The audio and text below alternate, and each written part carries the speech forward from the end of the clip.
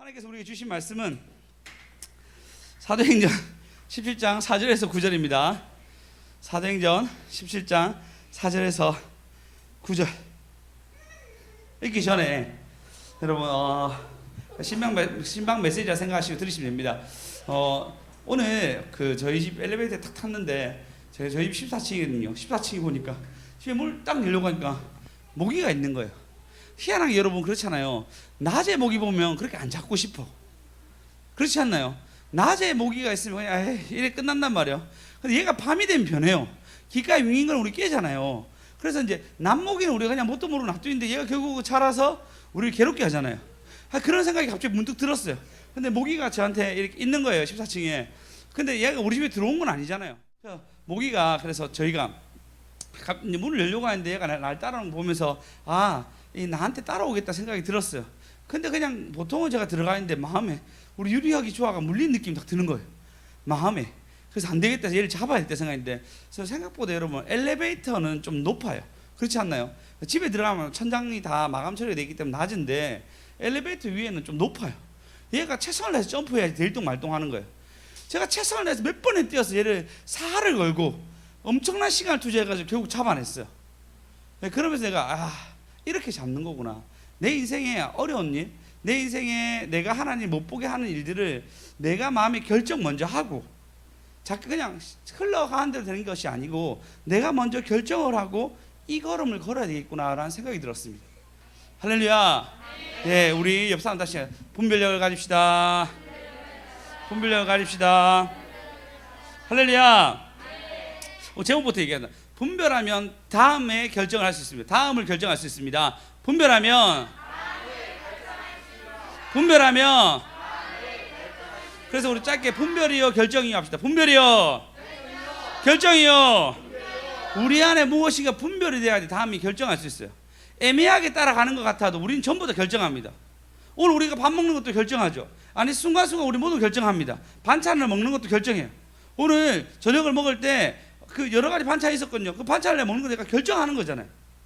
우리는 모든 사사건건 모든 것이 결정합니다. 심지어 화장실 지금 갈까 좀 이따 갈 때도 결정합니다. 근데 그 결정하게 되면 반드시 그 다음에 걸음 우리가 걷게 됩니다. 네, 아멘. 예. 결정하게 되면 그렇게 걸어가요. 근데 결정하지 않으면 어중간하게 그냥 떠밀려가요. 오늘 본문에 보시면 4절에서 17장 4절에서 9절 한번 읽어보겠습니다. 요즘 데살로니가 교회에 대한 하나님 말씀이신데요. 계속 한번 읽어보겠습니다. 시작. 그 중에 어떤 사람 곧 동경한 헬라인의 큰 무리와 적지 않은 기브인도 고난을 받고 바울과 실라를 따르나 그러나 유대인들은 시기하여 저자의 어떤 불량한 사람들을 데리고 때를 지어 성을 요동하게 하여 야손의 집에 침입하여 그들을 백성에게 끌어내려고 찾았으나 발견하지 못하매 야손과 몇 형제들을 끌고 읍장들 앞에 가서 소리질러 이르되 천하를 어지럽게 하던 이 사람들이 여기도 이르매 야손이 그들을 맞아 들였도다. 이 사람들이 다 가이사의 명을 거역하여 말하되 다른 임금 곧 예수라 하는 이가 있다 하더이다 하니 무리와 읍장들이 이 말을 듣고 소동하여 야손과 그 나머지 사람들에게 보석검을 받고 놓아주니라. 아멘. 자 보면 그 중에 오늘 어제 보면 데살로니가 2차 전도 여행의 첫 번째로 2차 전도 여행에 제대로 들렸던 성이 이제 마게도니아를 지나와서 그리스에 와서 첫 번째 들렸던 곳이 어디죠? 교회로 나왔던 게 빌립보 교회. 두 번째 교회가 어디죠? 그렇죠. 데살로니가 교회. 이 지역은 굉장히 좋은 지역이었어요. 여러 가지 지어정학적으로 아주 좋은 지역이고 많은 사람들이 많은 무리도 있는 곳이고 회당이 있다는 것은 유대인들이 모여 사니까 이방인들이 모여서 살 정도의 큰 도시였습니다. 괜찮은 도시였단 말이에요. 그 도시에서 회당에서 바울이 3주 동안 복음을 전합니다. 아마 신라도 전했고 또 누군가가 전했지 모르겠지만 어쨌든 바울의 전도 여행팀이 3번이나 복음을 전합니다. 회당의 구조를 좀 아셔야 되겠지만, 자, 여기서 오늘 설교하실 분 있습니까? 말씀에 대해서 얘기하실 분 있습니까? 하면 저요 하고 나와가지고 회당에 설명하는 거예요. 왜 그러냐면 이 당시에 이제 레위인과 뭐 족속들 다 사라지면서 그들이 스스로 연구해서 하나님의 말씀을 각자에게 얘기하는 거예요. 근데 그들의 수준이 굉장히 높았습니다. 그리고 어중간한 사람이 나오면은 밟히고 가요. 막 설명해, 그거 아닌 것 같은데, 성경은 다른 쪽으로 해석하는데 라고 논쟁이 일어나거든요. 그래서 아무나 쉽게 내가 발표하겠습니다 해서 헛소리를 짓거리는 그런 곳이 아니고, 제대로 된 공부하는 사람들이 하나님에 대해서 서로 자기가 받은 하나님을 서로 나누고 또 틀린 것 같은 수정을 받으면서 얘기를 하는 곳이었어요. 근데 바울이 가가지고 내가 얘기하겠습니다 얘기해서 예수가 죽으시고 부활하시고 승천하시고, 아니 이전부터 구약부터 쭉 이때까지 하나님에 대해서, 하나님은 시종일관 예수에 대해서 얘기했다 라는 것을 쭉 풀이해 주는 과정을 거치면서 이들이 복음이 들어오기 시작하는 거예요. 3주 동안 거치면서 3주 성경 공부를 얘기했어요. 성경 공부를 하면서 말씀을 들으면서, 근데 말씀에 성령이 부어지고, 할렐루야, 영혼이 변화가 일어나고, 그러면서 이 사람들이 어떻게 되냐면 그 중에 어떤 사람들, 곧 경건한 헬라인의 큰 무리, 작은 사람이 얘기하지 않습니다. 큰 무리, 아마 꽤 많은 사람들이 예수를 믿기 시작한 것 같습니다. 그리고 적지 않은, 숫자로 살려도 적지 않은 기부인의 권함을 받고 바울과 실라를 따르니라 얘기해서 큰 무리 얘기하는 큰 무리와 그 다음에 기부인의 권한을 받은 사람들이, 어떤 세력에 있는 사람들이 모이기 시작했습니다. 그러면 여러분, 회당에서 시작된 무리들이 복음을 듣기 시작합니다. 사실 어제는 어떻게 했죠? 이 말씀을 들었는데도 불구하고 유대인들에게 전했는데, 성경을 펴서 유대인들이 전했는데 유대인들이 받지 아니합니다. 다음 절 보시면, 그러나 유대인들이 시기하여, 유대인들에게 성경을 펴서 그들에게 얘기해 줬는데도 불구하고 복음이 들어간 것은 유대인들이 아닌 헬라인들이 들어가게 됩니다. 그리고 유대인들은 이것을 시기하여서 어떤 불량한 사람, 말 그대로 우리 얘기하는 건달이나 깡패 같은 사람들 있지 않습니까? 싸움 좀 하고 좀 노는 애들, 삥 뜯는 애들, 이런 애들 데리고 와가지고 때를 지어서 성을 소란하게 합니다. 자, 이 지역은 관할 지역이란 말이에요. 그러니까 큰 소문이나 소동이 일어나면 안 돼요. 안 된단 말이에요. 그리고 여러분, 지금이랑 생각이 좀 다릅니다. 예전에는 왕이 절대 권력이었기 때문에 왕이 죽이라면 죽는 거예요. 그 정도로 어떤 법이 막 엄청난 체계적인 것이 아니었어요. 절대 권력자가 한번 수를 쓰면은 어떻게든 죽고 죽이는 거예요. 그리고 로마 왕 보면요, 죽고 죽이고 일이 너무 많았어요. 한국에도, 한국을 보시면 그래도 조선왕조 보시면 왕이 쭉 가잖아요. 이시왕조 약 500년도 가잖아요. 근데 그런 것이 아니었어. 물론 위시왕조도 서로 죽이고 죽인 역사가 있었지만 이 당시에는 그냥 그 어떻게든 독약도 나오고 어떻게 죽이고 죽인 사건이 나온 것이 이 지역이었단 말이에요. 그러면 목숨을 거는 일들이 나는데, 이들이 뭐냐면 불량한 사람 불러가지고 성을 소동하게 만듭니다. 그럼 성이 소동하게 만들면은 분위기가 안 좋아지고 또 로마에 들어가면 문제가 생기니까 꼭 기억하십시오. 성이 소단해지는 것은 악한 영이 노리는 거예요. 교회가 안 세워지도록 악한 영이 이 일들을 주목하게 만들어서 성경에서 보면 소동하게 된지라 얘기하면서, 소동하게 되면 어떻게 되냐면 반드시 내쫓습니다. 소동하게 한 근원을 내쫓습니다. 이 일들이 지금 일어난단 말이에요. 그래서 어떻게 하냐면 불량한 사람들이, 그러면 여러분, 불량한 사람들이 그 지역에 들어가면 안 좋은 거잖아요. 법적으로 그걸 막아야 되잖아요. 그렇지 아니하고 야손의 집에 침입하여 그들을 백성에게 끌어내려고 찾았으나, 야손의 집에 가니까 바울과 실라가 있다는 정보를 들었던 것 같습니다. 그래서 야손의 집에 들어가서 그들을 끌어내려고 합니다. 그런데 6절에 보시면 발견하지 못합니다. 7절에 보시면 왜 야손의 집에 갔냐면요, 야손이 그들을 맞아들였도다라고 얘기해요. 이게 맞아들였도다 얘기가 환대했다 얘기합니다. 환대할 때. 그 환대했다는 것을 이 유대인들이 본 거예요. 야손의 중심으로 움직이는 것을 본 것 같습니다. 그래서 어떤 결정을 하냐면 야손의 집에 쳐들어가 가지고 바울과 실라를 끄집어내려고 합니다. 자, 그러면 여러분 생각해 보십시오. 자, 이런 상황이 일어났어요. 그러면 목숨이 위협된 상황이기도 하고 어려운 상황이기도 합니다. 근데 야손이 대신 끌려가요. 야손이 모든 것을 다 지고 갑니다. 그러면 왜 그랬겠죠? 야손이 먼저 분별한 거예요. 야손이 먼저 분별해서, 이것이 진짜 진리구나, 내 생명과 내 모든 걸 걸 수 있겠구나. 야손의 집에 불량한 사람 들어가가지고, 야, 사도 바울 어디 있어? 신라 어디 있어? 누가 어디 있어? 디모데 어디 있어? 그 4명 어디냐고 하면서 온갖 협박을 다 했을 거단 말이에요. 그때 변절해가지고 불렀으면 됩니다. 불렀으면 됩니다. 그렇게 안 했단 말이에요. 여러분 도산 안창호 잘 아시죠? 이토 히로부미를 죽였잖아요. 그죠? 그리고 그가 여전히 우리 한국과 중국의 영웅으로 남아 있습니다. 근데 아쉬운 게 뭔지 압니까? 그의 아들은 변절하게 됩니다. 그 참 잘못했다 말할 수 없는 게 일본인들이 굉장히 괴롭혀요. 그 가정을 어마어마하게. 그리고 그가 어떻게 할 수 없어서 조국을 배신합니다. 그리고 그 이토 히로부미 아들에게 미안하다 얘기가 우리 아버지가 너무 큰 실수를 해서 죄송하다라고 얘기를 합니다.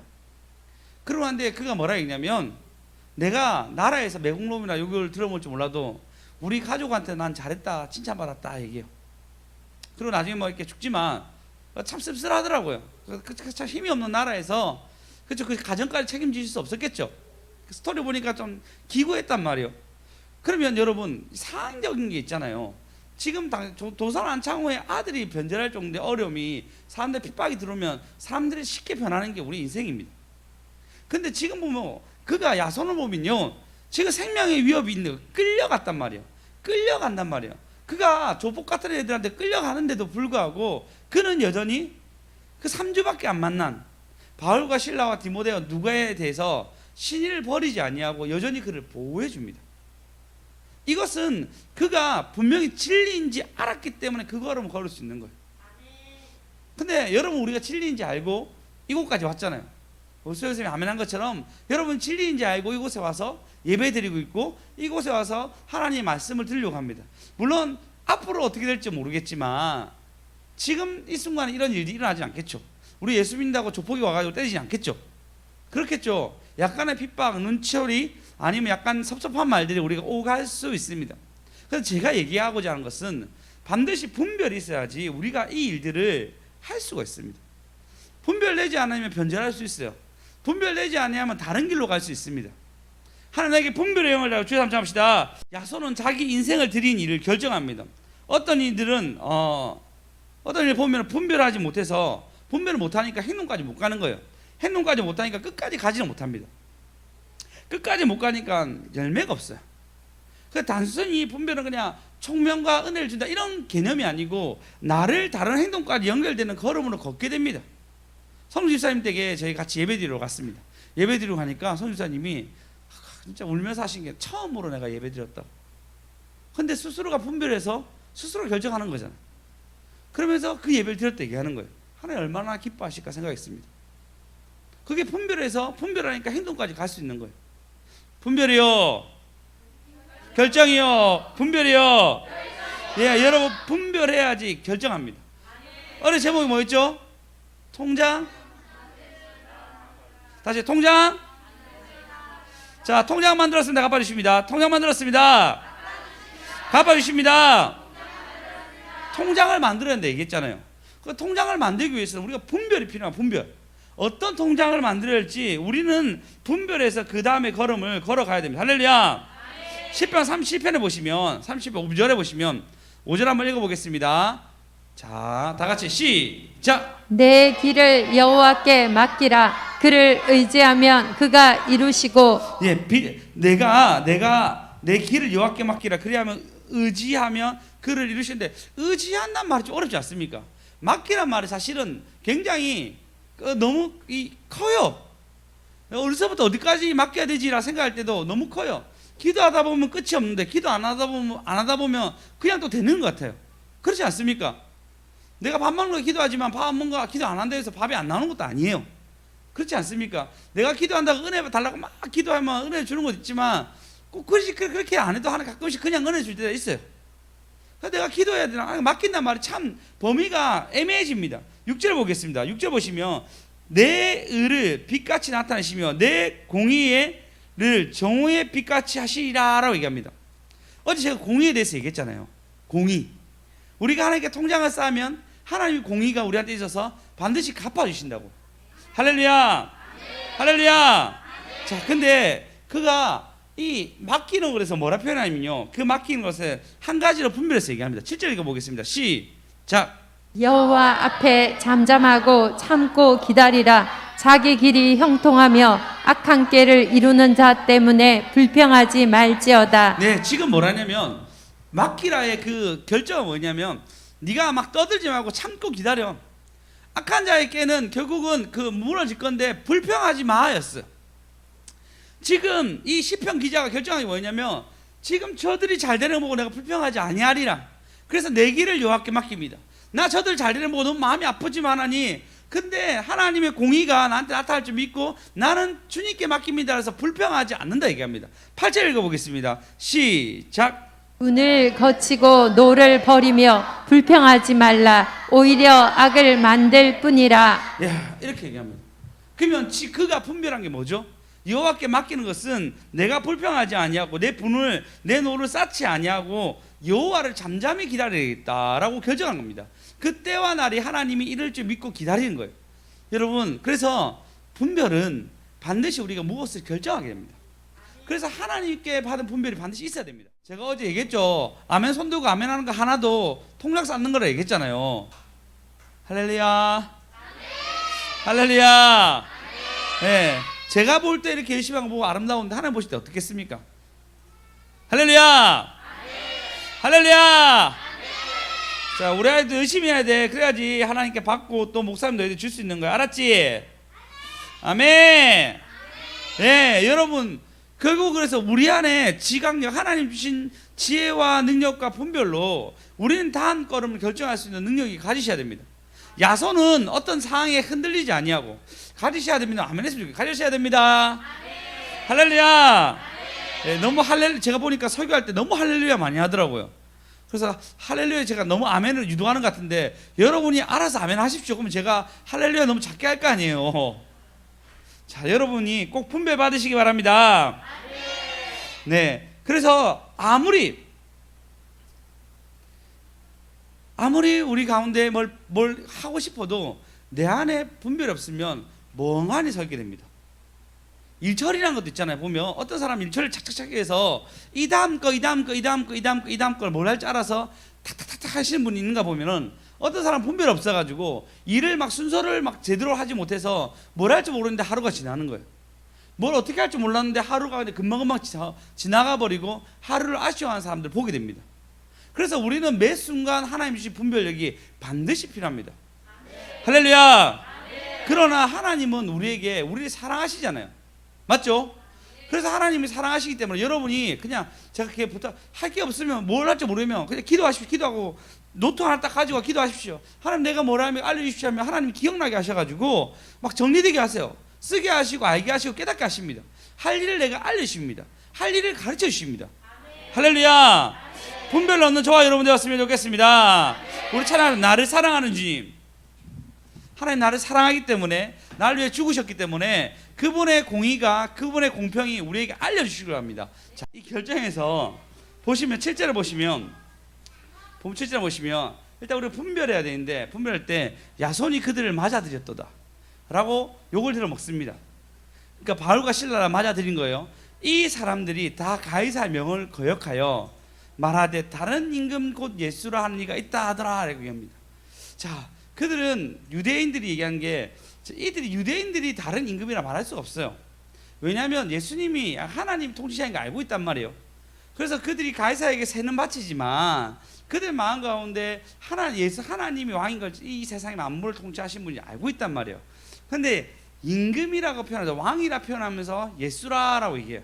이 말 안 쓴단 말이에요. 왜 그러냐면 여러분 예수님이 돌아가실 때 뭐라 얘기하죠? 유대인의 왕이라 쓰니까 그 말 쓰지 마라 얘기하잖아요. 쓰지 마라 얘기하거든요. 이 왕이란 말 함부로 쓰지 않아요. 근데 굳이 이 말을 쓰면서 모욕을 주려고 하는 거예요. 여러분 복음을 전할 때 왕이라 얘기하지 않고 아까 보듯이 예수님이 죽으시고 부활하시고 승천하셔 너희 죄를 짊어지셨도다라고 얘기한 것이 복음의 핵심이지 통치가 핵심이 아니었단 말이에요. 근데 이것을 당장 얘들을 죽일 수 있고 당장 지금 바울과 실라를 이렇게 잡아 죽일 수 있는 방법을 생각하니까 정치적인 요인으로 활용하는 거예요. 이 정치적인 요인이 다른 임금이 있다라 얘기했을 때 생각하면 뭐라냐면 8절에 보시면 읍장들 이 말을 듣고 소동하다 이게요. 소동할 정도로 굉장히 어려움이라고 생각해요. 아니 근데 생각해 보십시오. 자, 그 지금 독보적인 존재가 있단 말이에요. 왕이, 로마의 왕이 독보적인 사람이 있어요. 근데 다른 왕이 있다라고 얘기하면 정황을 찾아봐야 되잖아. 군대가 있어야 되고, 그죠? 다른 사람이 있어야 되고, 그거를 걸어갈 사람이 필요한데, 그 말을 그렇게 얘기해도 당장 보면은 뭐 토란 그냥 그런 야손이 굉장히 해석적으로 봤을 때는 잘 살았다 얘기합니다. 근데 굉장히 잘 살았다 얘기해도 왕이 될 사람이라 얘기하면은 여러 가지를 갖춰야 되잖아요. 적어도 어느 정도 있다면 어느 정도의 어떤 위치나 성이라는 걸 가지고 있어야 되는데, 그의 말을 빌려봤을 때는 그들이 도저히 납득되지 않는 말을 하는 거예요. 왕이 있다고 얘기하는 거. 지금부터 생각하면 우리한테도 얘기했을 때 조선 왕조 조선 시대에 있었을 때 왕이 있는데도 불구하고 다른 왕이 있다면 역적이 되잖아요. 그럼 조사해봤는데 다른 왕이라기에는 뭐 조사할 게 없는 거예요. 그들이 합의를 본 게 뭐냐면, 구절에 보시면 야손이 그 나머지 사람들에게 보석금을 받고 놓아주니라로 끝납니다. 그러니까 그냥 소동이 일어났는데 이 소동이 보석금을 끝나요. 여기서 중요한 건 뭐냐면, 야손은 모든 짐을 다 집니다. 심지어 보석까지 들어주는 것까지 나머지 사람들이 다 돈을 주고 이 모든 걸 끝냅니다. 물론 조건이 하나 있었어요. 다시는 바울과 실라가 바울이 오지 않는 걸 결정을 해요.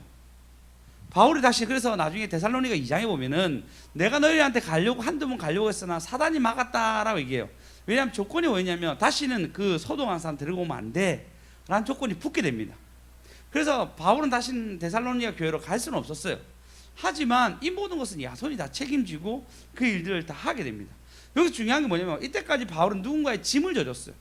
이때까지 바울은 누군가의 짐을 지기 위해서 맞기도 하고 터지기도 하고 했지만, 이때 처음으로 그를 대신해서 맞아주고 그를 대신해서 이 모든 일에 대해서 책임져주는 다른 사람을 발견하게 됩니다. 그게 야손이단 말이에요. 나중에 로마서 16장에 보면 여러 사람이 나오는데 야손도 나오게 됩니다. 그러니까 바울이 보기에 기억될 만한 어떤 사건이었고 은혜였고, 또 이 이후로 데살로니가 교회가 계속적으로 바울을 지원해주고 공급해줍니다. 이 모든 것은 뭐냐면 짐을 져준 거예요. 야손이 바울 일행을 위한 짐을 져준 거예요.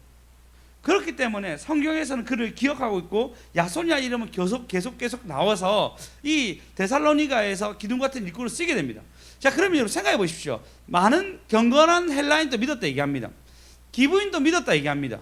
근데 독보적으로 한 사람이 나옵니다. 야손이라는 이름을 드러내가지고 얘기하게 됩니다. 그가 그 짐을 졌기 때문에 그의 이름이 빛나는 것이고 그 이름이 나오는 거예요. 우리는 우리의 삶 속에서 누군가의 짐을 져야 됩니다. 근데 이 짐이라는 게 내가 진짜 이 짐을 들어주는 것이 아니에요. 이 짐은 뭐냐면, 지금 우리 태규 기사님 힘들 때 우리 다 기도했잖아요. 그게 짐을 지는 거예요. 김재복 씨를 위해서 우리가 기도하고 있잖아요. 그게 짐을 지는 거예요. 더 많이 기도하는 사람 더 많이 지겠죠. 제가 우리 한지혜 쌤 집 앞에 한번 간 적이 있었거든요. 깜짝 놀랐어요. 부적이 쫙 붙어 있는 거예요. 이렇게.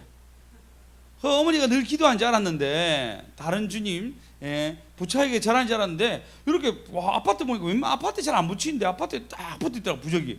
그것도 그냥 한두 개 붙인 게 아니에요. 태풍이 여러 개 붙어 있더라고요. 그러니까 떼따따 붙였다는 그런 부적인가 봐요.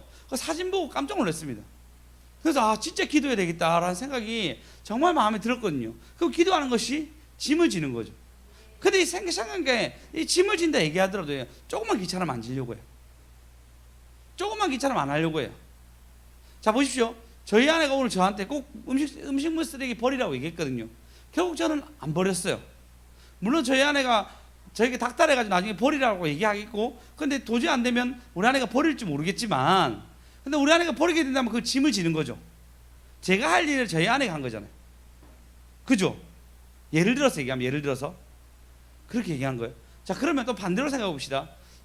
제가 여러분을 위해서 기도합니다. 그건 당연히 내가 할 일이에요. 당연히 내가 해야 할 일이고, 그것이 내가 꼭 해야 돼요. 그래서 근데 만약에 저보다 여러분을 위해서 더 많이 기도하고 더 많이 중보하는 사람이 있다면, 저한테는 짐을 져주는 거고 여러분한테 짐을 져주는 거잖아요. 근데 그 사람이 리더가 돼요. 말씀을 하기에 리더가 아니고 하나님 보시기에 복을 받는 리더가 됩니다. 그럼 여러분, 저보다 더 많이 지면 더 좋겠죠? 하나님이 주실 게 많대도요. 통장이 쌓입니다. 통장이 쌓입니다. 짐을 지는 것이 이런 거예요. 그래서 여러분이 한 번 예배 드리는 것이 내가 영빨 받았다 이런 개념이 아니고, 누군가를 위해서 중보할 수 있고 누군가를 위해서 기도할 수 있는 걸음을 걸어가는 게 짐을 지는 것입니다. 단순히 그냥 내 은혜 받고 내 걸로 끝나는 것이 아니라 그 여러분 은혜 많이 받아서 뭐 하시려고요? 여러분 영광 받아서 뭐 하시려고요? 뭐 돈 받으면 섬긴다 얘기하지만 여러분 돈 받으려고 일을 하는 거 아니잖아요. 그럴 것 같으면 더 많은 일을 하셔야죠. 여러분이 결국 은혜 받는 것은 누군가의 짐을 지고 누군가의 사랑의 짐을 지며 서로가 서로에게 짐을 져주면서 그리고 통장에 생기는 참 좋은 건 뭐냐면요, 이런 거예요. 조은사님 혼자서 예수를 믿었어요. 그리고 잘 살자 못해서 찌지고 뽑고 살아가는데 어느 날 경비 사모님 와가지고 조은사님 제가 기도해 드릴게요. 기도했어요. 조은사님 보니까 나도 기도해줘요. 그러면 똑같은 건데 서로 간에 똑같은데 하나님 보시기에 이게 아름다운 거예요. 하나님 보시기에는 이게 짐을 지는 거라 생각하고 서로에게 복을 주는 거예요. 할렐루야. 우리도 그렇잖아요. 애들 얘 혼자 놀 수 있고 쟤 혼자 놀 수 있어요. 근데 어느 날 갑자기 혁이 유리가 주아랑 같이 놀아주는 거예요. 주아 그러면서 뭐냐고 저는 좋아 보이잖아. 그게 우리가 자식을 볼 때도 이게 좋아 보이는 것처럼 하나님 보실 때도 서로가 서로에게 짐을 계속 져주면 뭐되고 하나님이 이게 너무 좋아 보이고 기뻐지면서 하나님이 우리에게 주시는 복과 은혜가 있다는 것입니다. 할렐루야. 그래서 제가 분별이라는 것은 이 분별에서 오늘 사도행전의 이 데살로니가 교회의 맥락상을 봤을 때는 짐을 지는 게 분별인 거예요. 그것이 중보일 수도 있습니다. 아니 근데 또 하나 우리 태길사님 보시면요, 엊그저께 예배 같이 드렸는데 뭐 하냐면 청소하는 거예요. 청소는 누군가가 할 일입니다. 근데 본인이 대신 짐을 져주는 거죠. 어떤 사람은 행동으로, 어떤 사람은 기도로, 어떤 사람은 중보로 그 짐을 져줍니다. 할렐루야. 우리 교회는 참 다행인 게 뭐냐면요, 조그만한 교회에 선교사 안식관이 있어요. 선교사님 짐을 우리가 져주는 거죠. 그죠? 그러니까 희한하게 선교 헌금은 마르지가 않아요. 막 거절하고 저기 얘기한 적 없는데 마르지가 않습니다. 그리고 이번 주 저번에 오신 그때 수요일날 저저번 주에 한 달 전에 어쨌든 그 목사님 와가지고 선교사님 와가지고 설교를 하셨잖아요. 그래서 한 달만 더 있게 해달라라고 얘기했습니다. 근데 이 사이에 사실은 오시려고 하는 분이 있었던 거예요. 근데 이분도 좀 코로나 상황이니까 애매하니까 근데 몸이 너무 안 좋아서 저번에 오셨던 치앙마이 선교사님이셨는데 이분이 좀 그 아내가 몸이 너무 안 좋아가지고 귀국 좀 해서 치료를 받아야 했는데 안식관이 인정하더라고요. 근데 이제 제 마음 가운데는 그래도 있다고 해야 되겠다. 안 되면 짐을 우리가 져야 되겠다 생각했어요. 저희 가정이 안 되면 짐을 전산 부탁해서 전산이 그러면 한 달이라도 월세로 살 수 있는 집이 있습니까? 좀 알아봐 달라니까 전사님이 빠리빠리하게 알아봐 주셔가지고 그런 집이 있다라고 얘기하더라고요. 그러면 그 월세 저희가 내겠습니다. 짐을 질게요라고 얘기했어요. 그래서 제가 근데 짐이 너무 기뻤는데 오늘 설교 들으면서 이 짐은 같이 져야 되겠구나.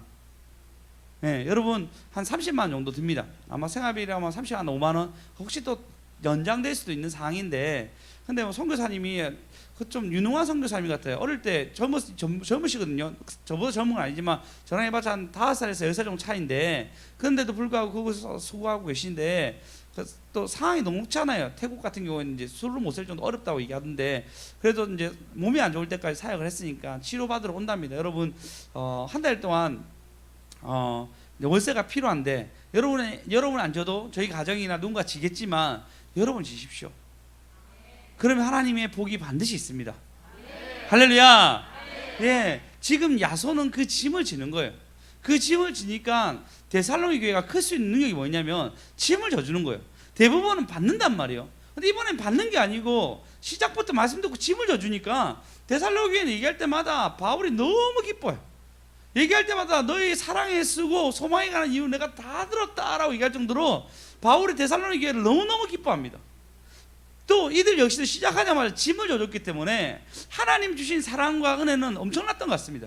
나중에 이들이 예수님 오신다고 아무것도 안 할 정도로 잘못된 신앙이지만 그래도 여러분 지금 예수님 온다고 여러분 아무것도 안 하는 믿음 생기겠습니까? 예수님이 지금 당장 온다는 말하면 믿음도 안 생기잖아요. 근데 그 정도로 그들이 생기고 그 정도로 그의 믿음을 갖고 갑니다. 짐을 져주면 우리는 믿음의 성장이 일어납니다. 할렐루야. 무턱대고 막 지는 것이 아니고 내가 감당할 정도의 분량을 가지고 어떤 분은 그렇게 얘기하더라고요. 특히 치료나 이런 분들 그렇게 얘기하더라고요. 그 원장님 제가 설교 때 한번 들었는데 어떤 분이 그렇게 그 치료해 주시는 뭐 능력이 있었나 봐요. 근데 그래 치료했는데 하는 말이 우리 아내는 누굴 치료하다가 그 다른 영이 들어와가지고 시드시드하다 돌아가셨다 얘기하더라고요. 그런 짐은 좀 어려운 짐이지만 우리 안에 있는 서로 안에 짐을 질 수 있잖아요. 그리고 이 짐은 뭐냐면 하나님께 우리 이들의 짐 맡게 된 거예요. 네, 이게 어려운 게 아니잖아요. 예를 들어서 수영쌤 가운데 아버지가 꼭 예수 믿었으면 좋겠습니다라고 올려드린 거잖아요. 그죠? 지혜쌤 가운데 부적이 떼는 날이 꼭 속히 왔으면 좋겠습니다라고 기도하는 거잖아요. 네, 이것이 수정쌤 가운데 어머니가 꼭 예수 믿었으면 좋겠다라고 그분께 맡기는 거잖아요. 물론 거기서 뭐 플러스 해가지고 무엇인가 드릴 수도 있고, 교회 내에서 우리 교회에서 뭐 만들었어요 뭐 줄 수도 있고, 선물을 줄 수도 있고, 보지 않았지만 뭔가 할 수도 있겠지만, 모두가 서로가 서로에게 짐을 지는 거예요. 할렐루야. 네. 할렐루야. 네. 우리가 그 짐을 졌을 때 하나님을 이걸 너무 기이 보십니다. 지금 야손 보고 너무 기이 보셔서 하나님이 이 기이 보신 것을 기뻐하시잖아요. 할렐루야. 네. 우리가 하나님 보실 때 이렇게 짐 져주는 저와 여러분 되었으면 좋겠습니다. 로마서 1장 14절에 보시면 이렇게 얘기합니다. 헬라인이나 야만이나 지혜 있는 자나 어리석은 자에게는 다 내가 빚진 자. 바울은 자기가 그냥 빚진다 얘기해요. 나는 그냥 그들에게 다 빚진 자라 얘기합니다. 헬라인이나 야만이나 지혜 있는 자나 어리석은 자나, 그러니까 모두에게 자기가 빚진 자라 얘기해요. 밤낮 불러도 찬송해도 다 못하는 게 예수님의 은혜인데, 그런 빚진 자의 마음으로 걸음을 걸어갑니다. 빚진 자의 마음 가지고, 노래가 기억이 안 나면 이 정도밖에. 처음에 뭐죠? 처음에 나는 주의 거, 너는 주의 거. 아빠 찾기 힘들겠죠, 맞죠? 네, 나중에 우리 기쁘게 한번 부릅시다. 뽑아주세요. 나 지금 불러야도 우리 아빠가 없으면 못 불러요. 네, 우리의 한계예요. 아빠 좀 뽑아주세요. 있으면요. 네, 이게 얼마나 아름답습니까? 짐을 져주니까 교회가 성장이 나요. 짐을 져주니까 교회가 하나님 보시기 아름다운 교회로 만들어갑니다. 그래서 이제 여러분 서로가 서로에게 짐을 져주는 거예요. 백집사님이 우리 성집 태워주는 것도 짐 지는 거고, 우리 현안 형제가 오면서 수정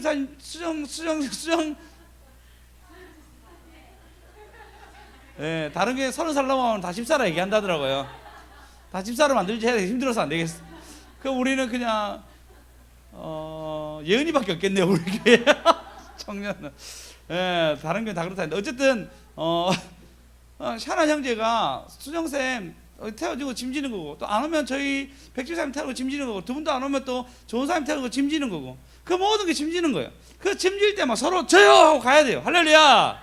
네. 할렐루야. 네. 그래서 여러분 그 짐을 내 안의 문제가 아니고, 지금 3주밖에 안 됐어요. 3주밖에 안 됐는데도 그가 짐을 져주잖아요. 분별이요, 결정이요, 분별이요. 이제 여러분 분별하십시오. 내가 무슨 짐을 질까요? 기도의 짐을 내가 지겠습니다. 아니 찬송의 짐을 지겠습니다. 아니 내가 무엇이가 섬기겠습니다. 여러분 짐을 지세요. 그래야 성장이랍니다. 그래야 이제 바깥에서 하나님 반드시 통장 싼 것 때문에 갚아주십니다. 통장 만들었습니다. 통장 만들었습니다. 할렐루야. 그래서 여러분 지금 빌립보 교회는 열리고 풀리고였어요. 그런데 지금 데살로니가 교회는 뭐죠? 통장을 만드는 거. 그들이 시작부터 이 통장을 만듭니다. 사도 바울이 그 먼 거리 걸어와가지고 왔던 것을 통장에 만들게 되고, 그들이 유대인에게 복음을 전했지만 경건한 기부인들과 많은 헬라인들이 예수 믿는 게 통장을 만들어 성공한 거고, 야손이 그 짐을 지는 그 통장을 만드는 걸 통해서 어떻게 되죠? 야손 역시도 그들이 보기에 하나님 보기에 아름다운 사람으로 성장하게 됩니다. 빚진 자의 마음이 이런 거예요. 할렐루야. 할렐루야. 자, 우리 하나님께 하나님의 짐을 져서 통장 받을 사람이 누굽니까? 통장 받을 사람이 누굽니까? 할렐루야.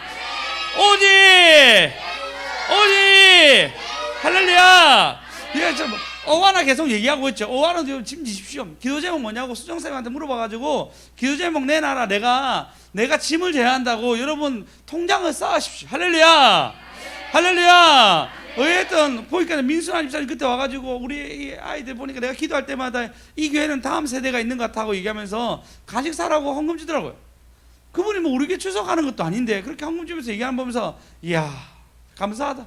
우리 조민재 집사님도 역시 막 드리는 거예요. 너무 감사해요. 조민재 은한교회 잘 나가고 계시죠? 예. 아쉽네요.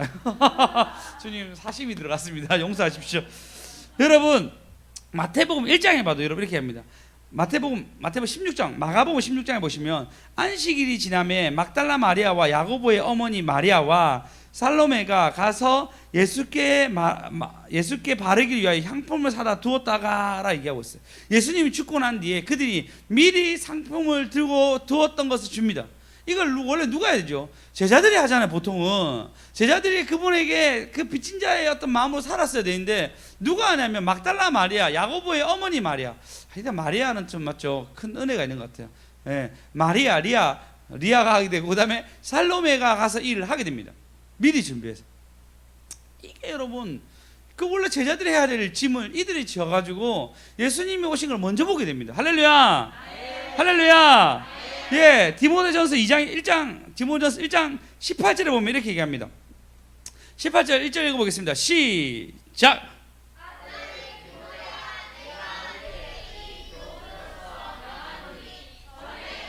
지도한 예언을 따라 그것으로 선한 싸움을 싸우며. 선한 싸움을 싸우라 얘기하는 거예요. 아멘. 할렐루야. 여러분 짐을 지기 위해서 싸우셔야 됩니다. 여러분 짐을 져야 되는데 이 짐을 지는데 다음 주부터 이제 양산 기지에 월요일부터 20일이 특별 기도회가 있습니다. 수요일 날은 아마 저희가 저희 예배 드리지만 나머지는 모두 그곳에서 저희가 저녁에 예배를 드리고자 합니다. 근데 또 생각할 게 참 많아요. 왜냐면 아이들도 못 갈 수도 있고 해서 저희가 일단은 드려보면서 조율해 갈 겁니다. 모든 것을 좀 조율해 갈 거예요. 왜냐면 아이들 예배 못 드린다는 것은 저희 교회에 너무 큰 타격이고 그리고 어떻게 해야 될지 제가 잘 모르는 상황이라서 일단 분별하는 마음으로 또 순종하는 마음으로 낮 예배와 저녁 예배가 있다라고 얘기 들었습니다. 그래서 일단 저희가 수요 예배는 저희 공적 드리고 나머지는 최대한 가려고 노력하겠습니다. 못 가시면 못 가는 건 어쩔 수 없겠지만 최대한 가려고 하고 혹시 못 가시는 분들은 뭐 여기서라도 예배 드렸으면 좋겠고 여러분이 그 걸음을 걸었으면 좋겠는데 어쨌든 여러분 그곳에 가는 것은 제가 두 기업이고 그리고 통장을 만드는 것이며 이건 싸우는 것이 됩니다. 할렐루야. 그래서 제가 경임사님에게 이렇게 얘기해서 경임사님 우리 예배 와서 은혜 받는 거 받으시고 그 다음에 자녀를 위해서 싸운다 생각으로 그것을 같이 예배드려서 두 기업 받아가세요 라고 얘기했어요. 여러분 그 우리가 싸울 수 있는 또 길이 열리는 거예요. 뭐 하나도 있고 그죠? 이번에 또 양산기지도 있고 또 저희 교회도 있습니다. 그래서 하나님 짐을 질 것을 계속 만들어가는 것은 우리가 용량이 되니까 하나님 이걸 만들고 또 용량을 커지게 하려고 하나님 계획이 있기 때문에 이걸 열어가는 것입니다. 할렐루야, 할렐루야. 그래서 여러분 이 싸움 우리가 잘 이겨내서 받고 또 받는 저와 여러분 되었으면 좋겠습니다.